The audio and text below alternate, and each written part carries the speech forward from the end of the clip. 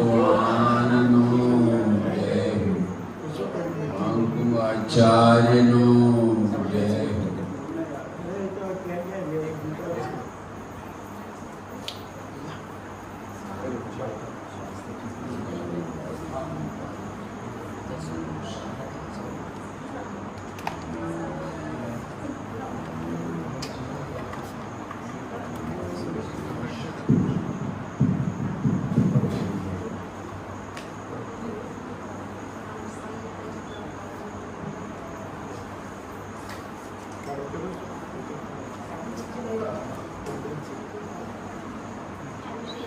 हम और आप सब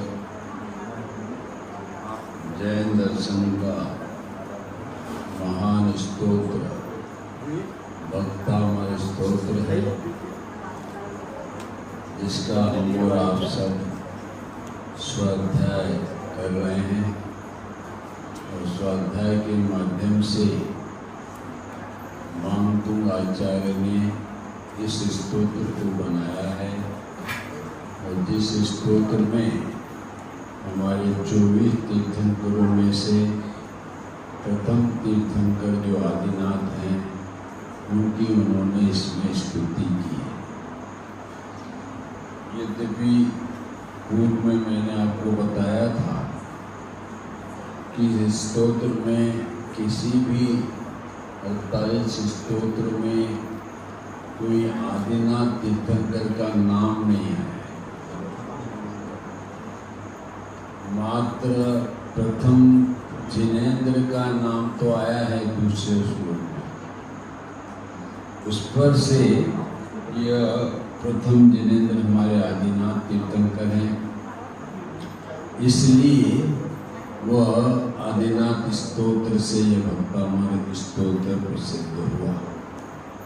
यद्यपि यह मात्र आदिनाथ का स्तोत्र नहीं है कि प्रथम जिनेंद्र कहकर यह सब जिनके भी जितने तीर्थंकर हैं वे अपने समय के प्रथम तीर्थंकर थे। इसलिए यह स्तोत्र 24 तीर्थंकरों का स्तोत्र हम और आपको समझना चाहिए। मुख्य रूप से प्रथम जिनेंद्र आदिनाथ का विशेष रूप से समझना चाहिए। जिस स्तोत्र में पहले स्तोत्र में इसका वर्णन आदि हमारे मांगतुंग आचार्य ने किया है, तो उन्होंने इसमें मात्र आदिनाथ तीर्थंकर को प्रणाम करके आदिनाथ तीर्थंकर कैसे हैं उनका उन्होंने विवरण किया। और दूसरे श्लोक में उन्होंने आदिनाथ तीर्थंकर की स्तुति करने की प्रतिज्ञा और संकल्प किया। तीसरे श्लोक में क्या किया? अपने आप को हमारे मांगतुंग आचार्य ने बालक जैसा बताकर स्तुति की है, ऐसा उन्होंने अपनी अल्पज्ञता व्यक्त की। और चौथे हमारे श्लोक में उन्होंने जिनेंद्र के गुणों का गुणगान करना कोई संभव नहीं है। कैसे संभव नहीं है कि जिस प्रकार से जिस समुद्र में हमारे मगर, मच्छ, घड़ियाल आदि होवे और जिस समुद्र में प्रलय माने पवन के तेज से बहाव हुए, उस समुद्र को जिस प्रकार से तिरना संभव नहीं है, उसी प्रकार से वह मांगतुंग आचार्य कहते हैं कि आपके गुणों का वर्णन करना भी हमारे लिए संभव नहीं है। कैसे? कि जैसे समुद्र को तिरना। इस प्रकार से 5वें श्लोक में उन्होंने एक उदाहरण हिरणी का दिया और यह बताया कि जिस प्रकार से हिरणी अपने बच्चे को सिंह के मुख से बचाने के लिए, यद्यपि वह हिरणी में सी जैसी शक्ति नहीं है, शक्तिहीन है, किंतु अपने बच्चे के अनुराग उसे विशेष है। तो शक्तिहीन होने पर भी वह सिंह से लड़ने के लिए तैयार हो जाती है। उसी प्रकार से मामतुंग आचार्य कहते हैं, मेरी शक्ति भी वैसी ही है किंतु भक्ति महान है, और उस भक्ति महान होने से मैं आपके गुणों का गुणवाद करने जा रहा हूँ। इस प्रकार से 5 छंद हमने प्रथम दिन में यह उनका स्वरूप समझा था। छठे छंद में उन्होंने बताया कि जिस प्रकार से कोयल की जो टंकार है और जो भक्त की रणकार है, रणकार का अर्थ है प्रसन्नता। जैसे कोयल आम्र मंजरी को देखकर टंकार माने प्रसन्नचित हो जाती है, उसी प्रकार से भक्त भी कहता है कि आपके गुणों का गुणवान करके मेरे अंदर में अत्यंत प्रसन्नता होती है। ऐसे 6वें छंद में उन्होंने इस प्रकार से अपनी भक्ति व्यक्त की। 7वें छंद में उन्होंने, आप देखते रहे 7वें छंद में क्या बात है, उन्होंने सूर्य का उदाहरण दिया कि जिस प्रकार से सूर्य की किरण वह रात्रि के अंधकार को नाश कर देती है, ऐसे ही है सर्वज्ञ परमात्मा, आप सूर्य के समान हैं और आपकी स्तुति करने से मेरे अंदर में जो मिथ्या व ज्ञान अंधकार है उसका नाश हो जाता है। ऐसे 7वें छंद में कहा। 8वें छंद में यह कहा कि हे आदिनाथ तीर्थंकर, आपके गुणों का गुणगान करने से मेरा यह भक्तामय विधान, यह भक्तामय स्तोत्र शोभा को प्राप्त होता है। 9वें में उन्होंने कहा कि जिस प्रकार से सूर्य की किरण तालाब में खिले हुए कमल को विकसित कर देती है, ऐसे हे आदिनाथ तीर्थंकर, आपके गुणों का गुणगान करने से मेरा मिथ्यात्व का विलय होता है और सम्यक रूपी कमल खिल जाता है। इस प्रकार से ये 9वें छंद तक ये बात आई थी, और 9वें और 10वें छंद में ये बात आई कि परमात्मा की जो सेवा करता है वो परमात्मा बन जाता है। यह एकमात्र जैन धर्म की विशेषता है। क्या विशेषता है कि परमात्मा का सेवक भक्त नहीं रहता है किंतु भगवान बन जाता है। वह भगवान के समान वह अपना परिणति व्यक्त चाहता हूँ। ये मैंने जो आपके सामने 10 छंद प्रस्तुत किए हैं, और वह 10 छंद का एक छंद का कोई थोड़ा सा एक रूप बता सकता है क्या? नोट तो हमारे शिल्पा जी ने किया है, तो देखकर आप बता सकते हैं कि पहले छंद में किसका वर्णन है, दूसरे छंद में कहाँ गया हमारा राजकुमार। हाँ ये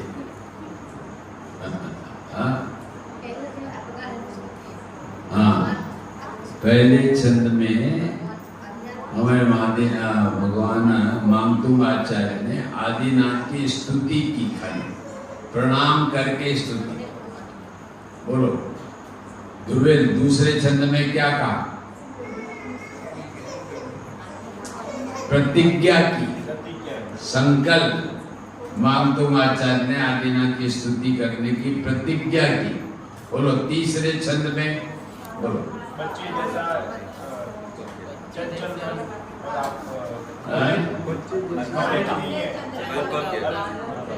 हाँ, उसमें अपने आप को बालक सिद्ध किया। क्या सिद्ध किया? कहाँ गए हमारे राजकुमार के पिता से। नहीं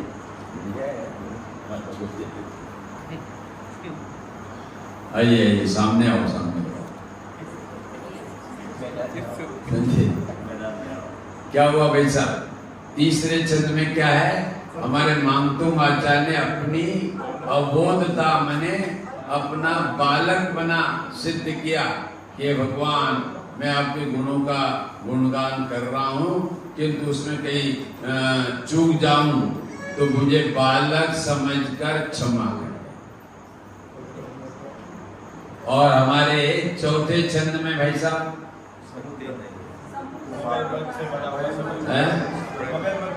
समुद्र में जाने की ताकत नहीं है। हाँ, तैरने की हमारा संभव नहीं है, ऐसे आपके गुणों का गुणगान करना भी असंभव। बोलो पांचवें में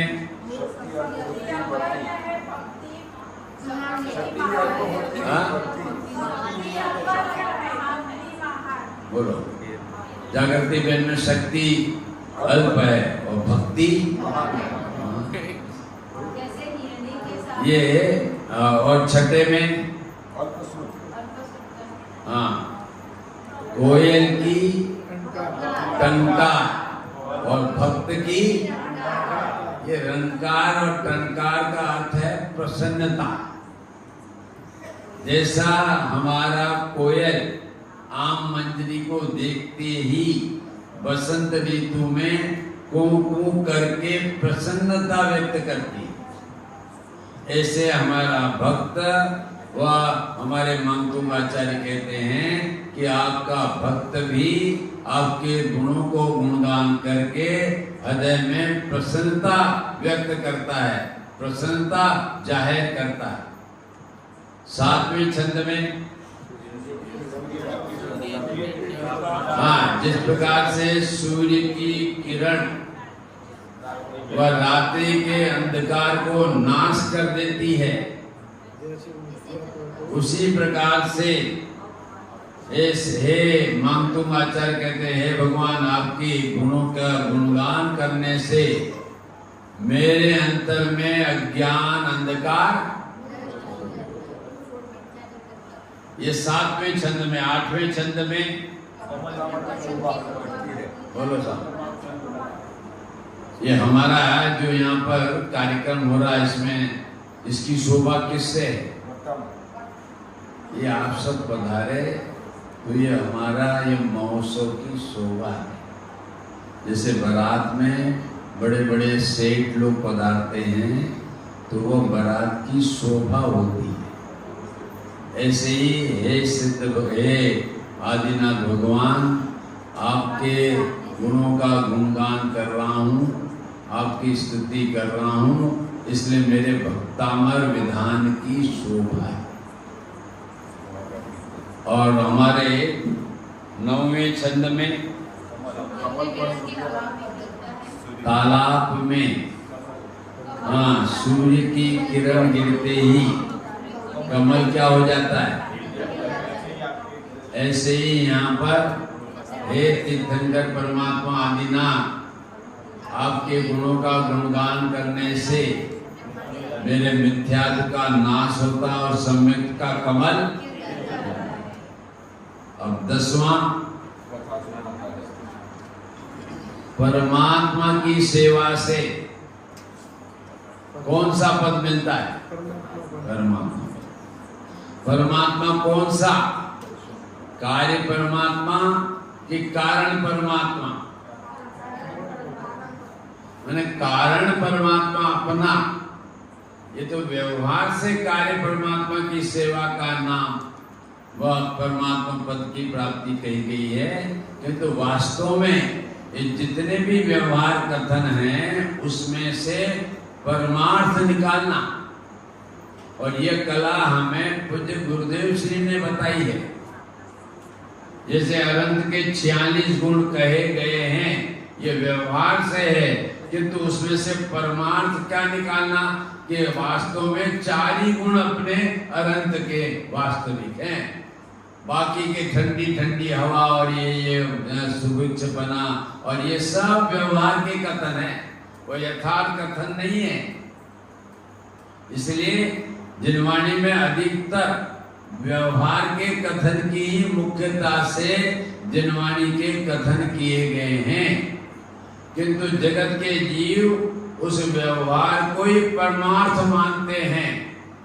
तो पुरुषार्थ सिद्धि उपाय में कहा कि वह देशना नास्ति, वह देशना सुनाने के लायक नहीं है। सिंह को जो नहीं पहचानता उसका आधार वह बिल्ली के माध्यम से बताते हैं बच्चे को। क्या बताते हैं? सिंह तो उसने देखा नहीं, तो बोले कैसे होता है?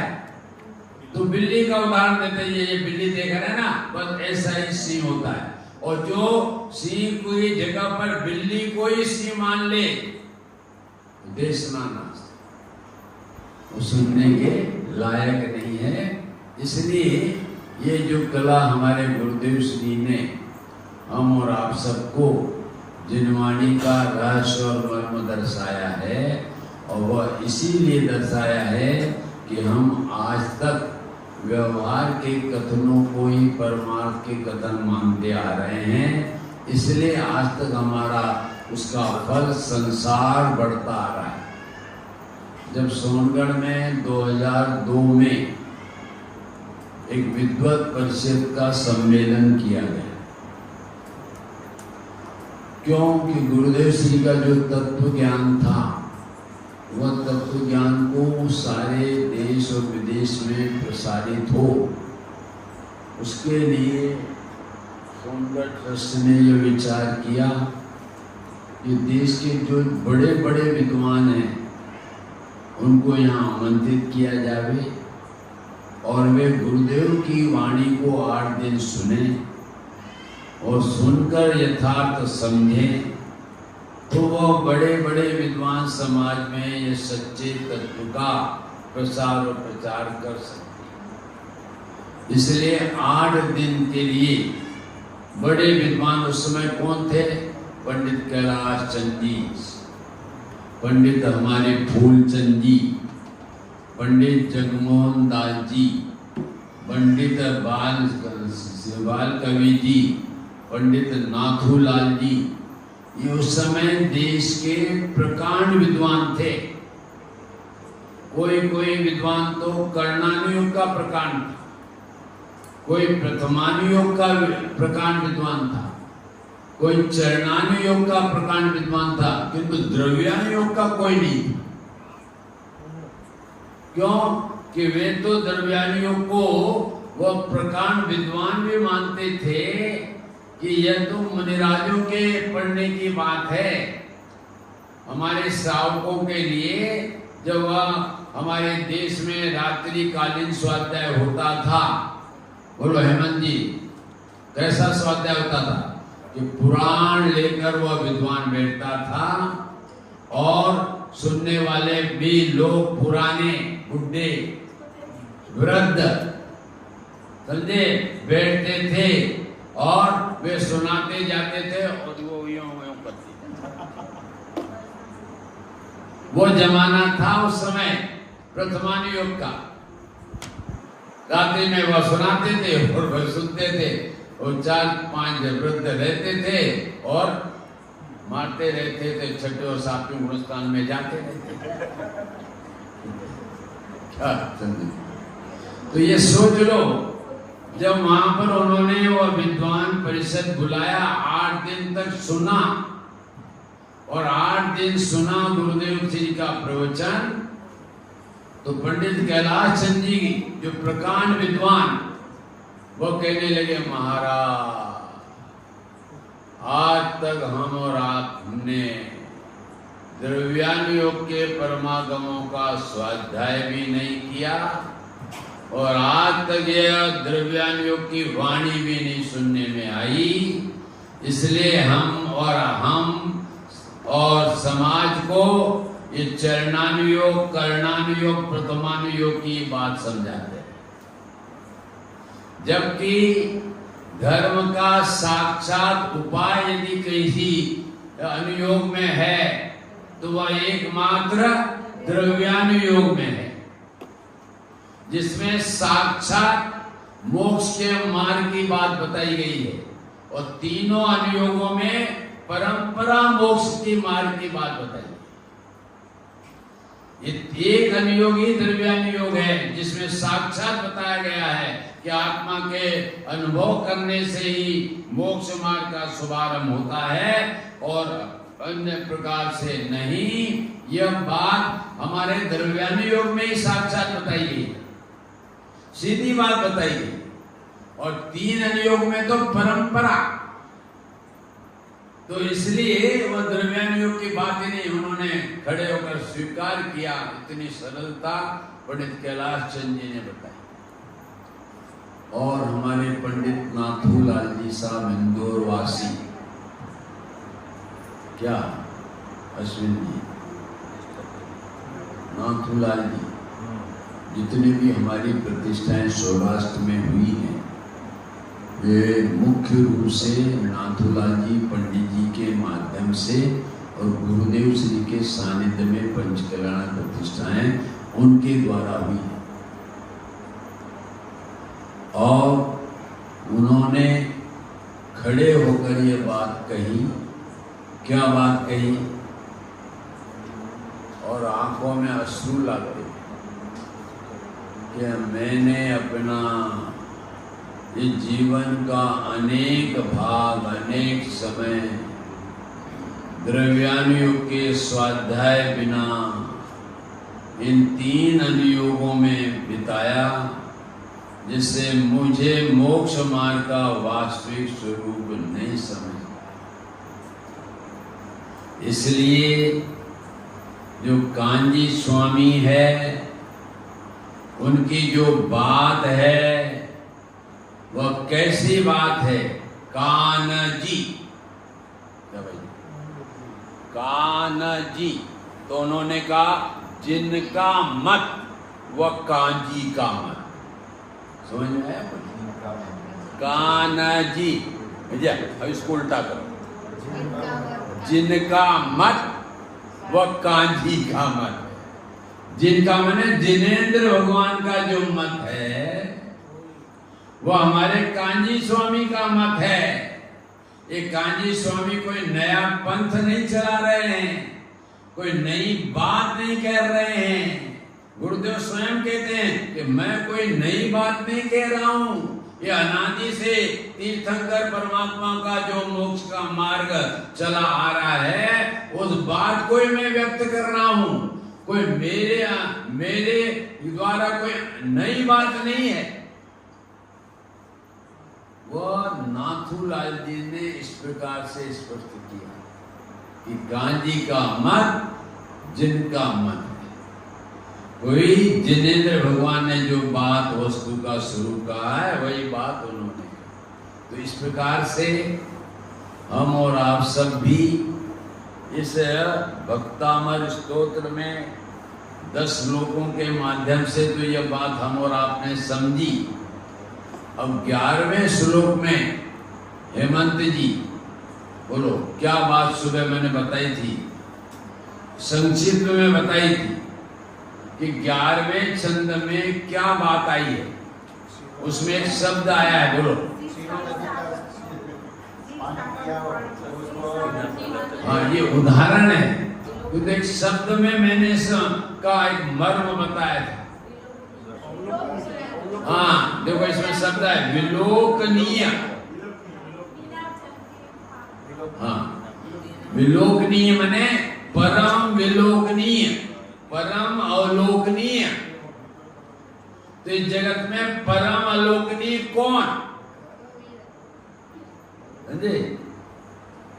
इसमें यहाँ बताया है कि परम हमारा अवलोकनीय यदि कोई है तो वह यहाँ पर यह बात बता रहे हैं कि जगत में शब्द डाला है दृष्टवा। ऐसा हेमंत जी कहते ना विशेष बात, ये देखो मैं विशेष कहूं। दृष्टवा माने देखने योग्य। इस जगत में देखने योग्य कौन सी चीज है? परम अवलोकनीय चीज कौन सी है? तो इसमें कहा है कि परम अवलोकनीय चीज मम तुम आचा करें कि परम अवलोकनीय माने परम माने उत्कृष्ट देखने योग्य कोई एक है। तो हे तीर्थंकर परमात्मा, आपकी वीतराग शांत मुद्रा और कोई जगत में अवलोकनीय नहीं है। और जो इसको देख लेता है वह जीव अन्य देवी देवताओं को देखने की चेष्टा नहीं करता। समझे? क्योंकि उनमें कोई वीतरागता का दृश्य ही नहीं है, रागी द्वेषी है। इसलिए कहा दृष्टवा, देखने योग्य। यद्यपि हम तो अपने ज्ञानी संसारी जीव जगत की चीजों को देखकर प्रसन्न होते हैं, किसी का चेहरा देखकर प्रसन्न होते हैं, किसी के पास संपत्ति देखकर प्रसन्न होते हैं, किसी के पास वैभव देखकर प्रसन्न होते हैं, किंतु ये देखने योग्य चीजें नहीं है। ये आंखें इन चीजों को देखकर प्रसन्न होने जैसा नहीं है। एकमात्र यदि हमारे लिए देखने योग्य है तो व्यवहार से कौन? हमारे तीर्थंकर आदिनाथ भगवान हमारे लिए व्यवहार से देखने योग्य है। और परमार्थ से जिन भगवानों ने अपने भगवान का आश्रय कारण परमात्मा का आश्रय लेकर आदिनाथ का आश्रय नहीं लिया, अनादिनाथ भगवान आत्मा का आश्रय लिया, तो वे आदिनाथ भगवान बन गए। व्यवहार से हमारे लिए अवलोकनी कौन है? तीर्थंकर परमात्मा, यही देखने योग्य है। और निश्चय से उन्होंने जो हमारा भगवान आत्मा अंदर में बताया है वही हमारा अनुभव करने योग्य। और कोई देवी देवता हमारे लिए देखने योग्य नहीं है। यदि उन देवी देवता रागी द्वेषी देवी देवताओं को क्षेत्रपाल, पद्मावती, ये जितने भी हैं, भैरवी, शंकर, ये सब हैं, है नहीं है, किंतु वे सब रागी द्वेषी व देवता। और हमारे जिनेंद्र जो भगवान है वीतरागी, रागी द्वेषी क्यों है अन्य के देवता? क्योंकि शंकर जी पार्वती को लेकर बैठे, विष्णु जी किसको लेकर बैठे? सब लक्ष्मी जी को लेकर बैठे। सब ये रागी द्वेषी वे आप लेकर बैठे, कोई हथियार लेकर बैठा है। तो स्वयं को भय है तभी तो हथियार लेते हैं। और हमारे वीतरागी देव को क्या लेकर बैठे? वो कोई को लेकर, क्यों? निर्भय है ना। हमारा समय दृष्टि निर्भय हो जाता है। तो वह समय दृष्टि जब परमात्मा बनता है तो और भी निर्भय है, कोई प्रकार का भय है। आज हम और आप सब जंगल में गए, बोलो मुनिराज को किसका भय? कोई का भय नहीं। सिंह डकारे, हाथी चिंगाड़े, और कोई हाथी और सिंह यदि वह मुनिराज का शरीर को खाने लगे तो उस सिंह के प्रति मुनिराज द्वेष नहीं करते।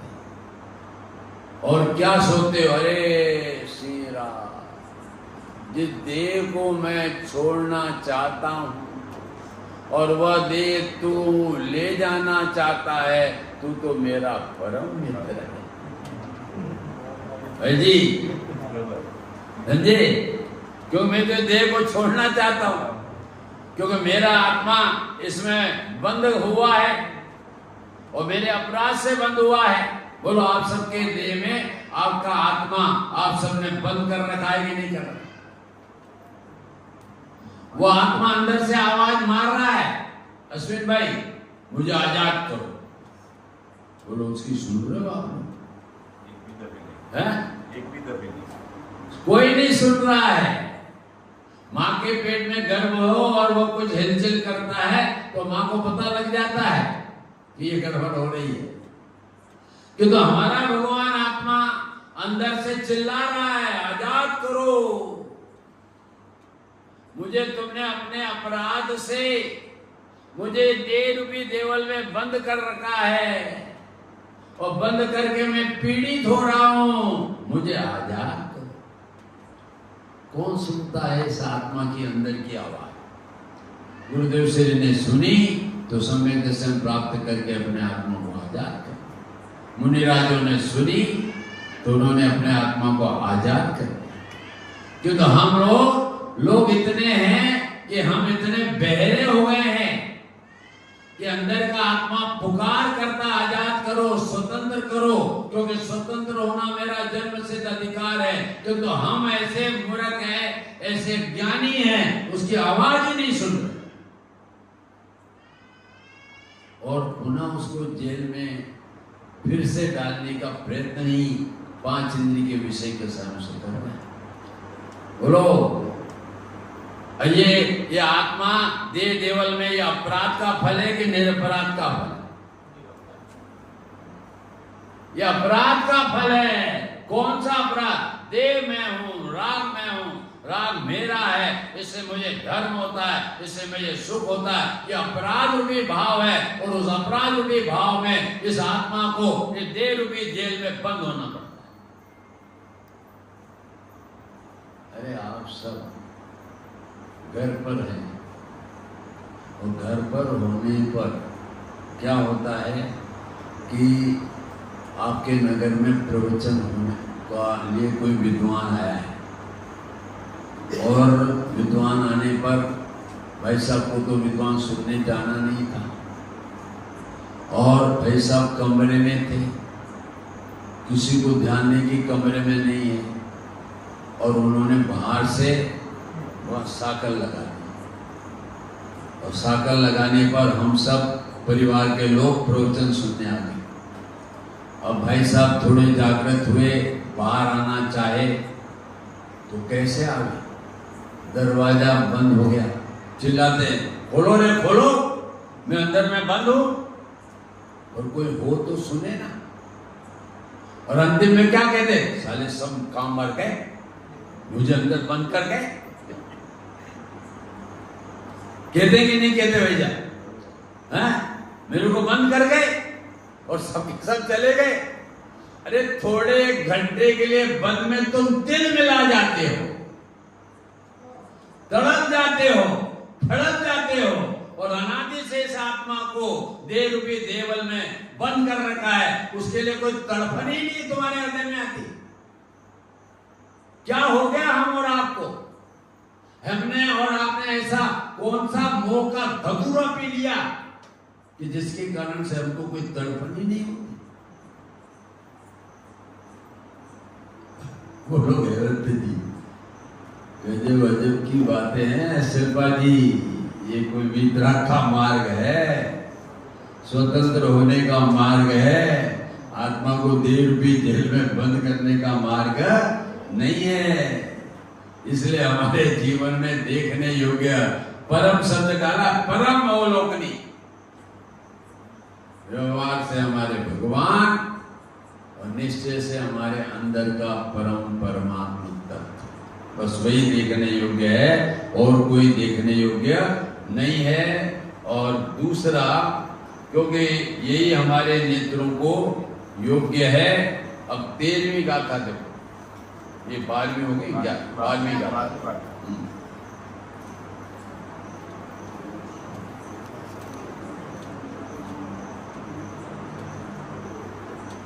अब देखो, बोलो सब पढ़ो एक बार, थोड़े जागृत हो जाए, थोड़े आपकी सुनहरी रात से। रुचिकी परमाणु भीष्मं निर्वापिकस्त्रिभुवने कललाम भूत तावन्त एव खलु ते प्रणव पृथिव्यां यत्ते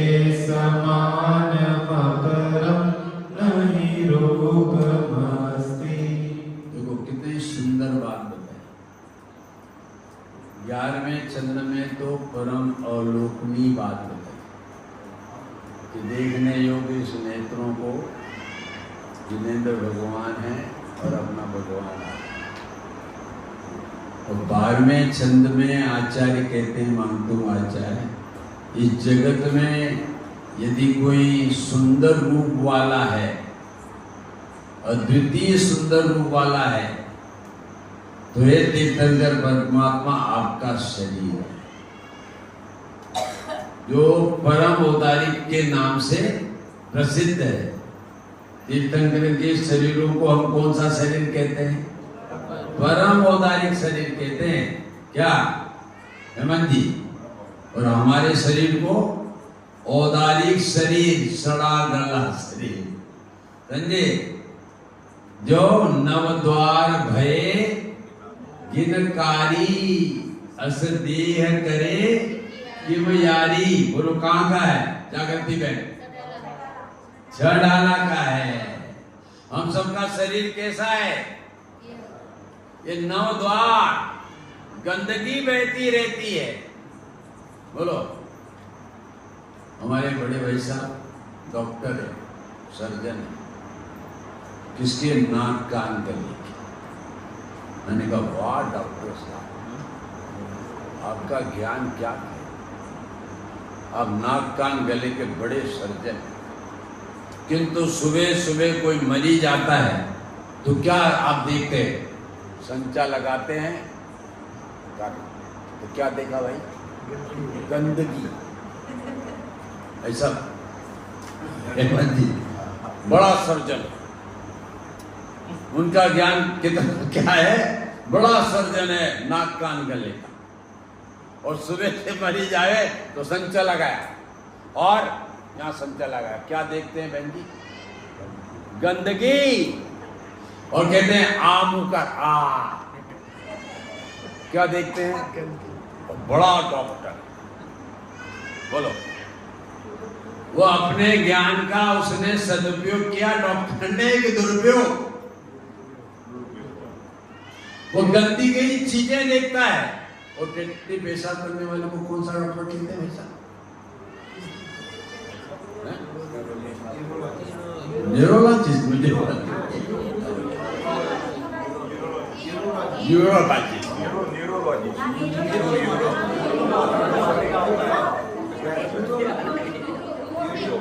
सोच लो।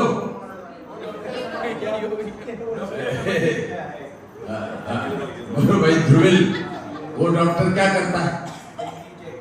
किसका? बोले वो बड़ा डॉक्टर है साहब, एक्सपर्ट, किंतु उसने ज्ञान का सदुपयोग किया कि दुरुपयोग? जिस ज्ञान को, वह ज्ञान जो मतीसुर ज्ञान का बिंदु था, उस ज्ञान के बिंदु को ज्ञान समुद्र आत्मा में लगाता तो वह बिंदु भी समुद्र बन जाती।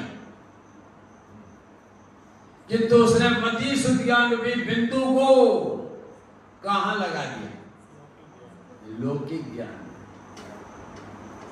जैसे तवे पर एक बूंद डालो, एक पानी की बूंद हमारे रेत पर, गर्म रेत पर आवे तो क्या हो जाएगी? जलकर खाक हो जाएगी। उसी प्रकार से मतीसुर ज्ञान रूपी बिंदु को हम और आप कहां लगा रहे हैं ये सोचो शिल्पा जी। विषय कसाय रूपी तवे पर जो हमारा वह ज्ञान जलकर खाक हो जाता है। भाई जी कहाँ लग रहा है मतीसुर ज्ञान? लोहे की दुकान में। और हमारे अश्विन जी, ओ मेरा बेट जवाई साहब इतना करोड़ कमाता है, और वो मतीसुर ज्ञान जो मिला है भाई साहब आत्मा में लगाते हुए तो केवल ज्ञान का समुद्र। इसलिए यहाँ पर हमारे इसमें कहते हैं कि अद्वितीय सुंदर रूप। तीर्थंकर के शरीर को कौन सी उपमा दी भाई साहब? अद्वितीय सुंदर रूप, उससे बड़ा सुंदर और किसी का रूप नहीं होता। हमारे तीनों तीर्थंकर कैसे थे? कामदेव, चक्रवर्ती और तीर्थंकर।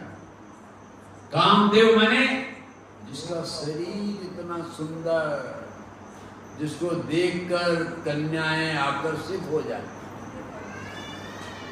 ऐसा सुंदर वो तीर्थंकर का शरीर। क्यों? क्योंकि जितने भी परमाणु सुंदर रूप से होने चाहिए जगत में, वे उतने सारे उत्कृष्ट परमाणु तीर्थंकर के शरीर में आ गए, इसलिए वह परम औदारिक शरीर बन गया। एक समय में दो तीर्थंकर नहीं होते, नहीं तो बंटवारा हो जाए। इसलिए वो जितने परमाणु थे, क्योंकि शरीर परमाणु से बना है कि जीव से बना? परमाणु से बना है, और परमाणु से बना हुआ शरीर, वह सुंदर परमाणु, वह हमारे तीर्थंकर के शरीर में आकर सब समाहित हो गए हैं। इसलिए उनके शरीर को अद्वितीय सुंदर शरीर था। आपका शरीर काफी सुंदर, इसलिए उस सुंदर शरीर की क्या बात है कि जिस सुंदर शरीर से आप समूह शरण में विराजमान होते हैं, उस समूह शरण की शोभा हो जाती है। उस सुंदर शरीर से दिव्य ध्वनि के माध्यम से मोक्ष मार्ग का प्रसारण होता है, तो सुंदर शरीर की अनुपमता हो जाती है। इसलिए आपका अद्वितीय शरीर है। बोलो, मेरा गोरा नारा शरीर हो तो हम कितना अभिमान करते हैं, सड़ा गड़ा शरीर है। ये सब हम और आप, वह शरीर सुंदर होने पर भी फिर भी उसको चौपड़ते रहते हैं। कुछ ऐसा क्या करते? अरे क्या चौपड़ रहे हो? शादियां हो गई तो किसको बताने के लिए तुम चौपड़ रहे हो? और दूसरी शादी करना है क्या? जो चौपड़ रहे हो सब वैसा माफ करना है माता बहन। और जो हिंसात्मक चीज भाई साहब ने बताई, वो क्रीम को चौपड़ने हैं, हमारे साक्षी जी माफ करना है। किसको आप ये चौपड़ रहे हो? नवद्वार भय गिनकारी अस देह करे, चौपड़ रहे हो, क्रीम चौपड़ रहे हो। ये किसको बताने के लिए? अब हो गई ना शादी हमारे ध्रुवील जी से, अब क्या बताना? अब क्या शादी दूसरी करना है जो चौपड़ना? आज आर्यो धर्म का दिवस, सरल जीवन में सरलता लाओ। जितनी सरलता होगी ना, उतने परिणाम सुंदर होंगे। जिसके सिर पर भार वो डूबे, और ये सरलता होगी। क्या शरीर को क्रीम की जरूरत नहीं, कुछ नहीं जरूरत है। जो है प्राकृतिक का वो चलने दो बस। ये कुछ नहीं होना, सरल। क्रीम नहीं हुआ ना तो पति परमेश्वर को ठोक देंगी। जो क्रीम नहीं लाए मेरे, लो सरल। तेल नहीं होता चलने दो ना। बाल कोरे कोरे तो क्या हो गया? आत्मा तो कोई इसको बिगड़ तो नहीं। बहुत जीवन इन संगारों से, हिंसात्मक संगारों से दूर रखो, सरल बनाओ। उतना जितना सरल जीवन को बनाओगे तो परिणाम उतने सरल होंगे, और वह सरल परिणाम आत्मानुभूति के लिए कटिबद्ध हो जाए। इसलिए यहाँ पर आचार्य देव ने अपने उस अद्वितीय सुंदर शरीर के संबंध में अनेक उपमाएं दी हैं। और इंद्रों का शरीर भी वैकृतिक है, हमारे मनुष्यों का शरीर औदायिक है, किंतु वह वैकृतिक शरीर भी वह परम औदायिक शरीर के सामने फीका है। हमारे परम औदायिक शरीर में से दिव्य ध्वनि खिलती है, और वैकृतिक शरीर में से और औदायिक शरीर में से दिव्य ध्वनि ये परम औदारिक सुंदर शरीर का ये अद्भुतता है। इसलिए उन्होंने ये सुंदर शरीर के रूप में ये बात कही है। ये हमारे 13वें छंद में 12वें छंद में, अब देखो 13वां छंद देखो। हाँ हो गया, चलो बंद करो। 10 मिनट हाँ मेरे को देर क्षमा करें, कल इसकी बात करें। आज तो इतना ही 2 चैप्टर समझना, 11वें और 12वें से। एक तो 11वें में हम और आपको परम अवलोकनीय यदि कोई वस्तु है तो वह है हमारा तीर्थंकर परमात्मा। और यदि शरीरों में यदि कोई अद्वितीय सुंदर शरीर है तो वह तीर्थंकर परमात्मा। इस प्रकार से आज आप सब बहुत थक गए हैं, इसलिए अपन आज ही विराम लेते हैं। कल इस विषय में और आगे बढ़ेंगे। जिनवाणी स्तुति की सभी स्थापित कर जाए। निज में बताई